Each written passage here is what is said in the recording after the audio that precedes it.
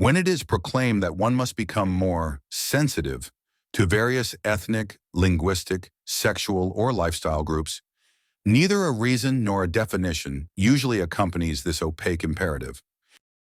All right, jumping right into things, we're doing a deep dive today.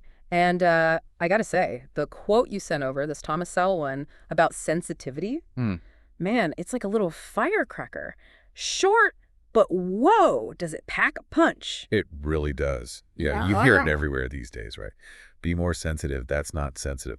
But Sowell makes you stop and think, hold on, what does that actually even mean? Right, it's like, am I supposed to just automatically know? Like there's this rule book of sensitivity that everyone got but me. Well, and that's exactly what Sowell's getting at, this idea that demanding sensitivity, it's often presented like it's some universal truth. Yeah. But the thing is, it's totally subjective. What offends one person might not even faze another. It's like saying, hey, make that painting more blue, but not, not actually explaining what kind of blue you mean. We talking like baby blue, electric blue, midnight blue, huge difference. Perfect analogy. You hit the nail on the head. Because without that shared understanding, it's just noise. And that lack of clarity, that's where Sowell's quote gets really powerful. If nobody can tell you what sensitive means in any given situation, how can you possibly meet that demand? You can't. It's like trying to hit a target that keeps moving, right? 1 minute you think you're in the clear, next minute, boom, you're labeled insensitive. Makes you wonder, is that vagueness on purpose? Now, that is the question Sowell really forces us to ask.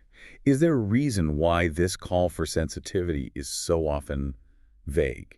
Does it actually benefit anyone to keep it that way? Because let's be real, if the definition's always in flux, always subjective, then it becomes a really easy way to shut down any conversation, doesn't it?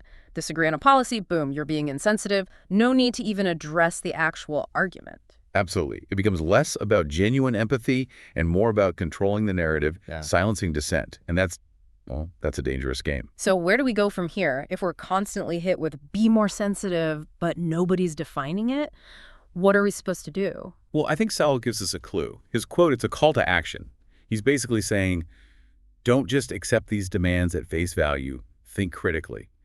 So next time you're told to be more sensitive, don't be afraid to ask for clarification. So instead of getting defensive or just shutting down, we push back a little. Exactly. You can say something like, hey, help me understand where you're coming from. What would that look like in this specific situation? Because honestly, they might not have even thought about it that deeply either. Asking that question could actually open up a way more productive conversation. Exactly. It's about moving away from these vague demands, these pronouncements, and moving towards a place of real understanding. And real understanding requires specifics, not just ambiguity. There you have it. So next time you're faced with be more sensitive, remember, it's not about being afraid to ask for clarity. It's about fostering actual dialogue, real conversation. All right, folks, that's our deep dive for today. As always, keep those brains buzzing and stay curious.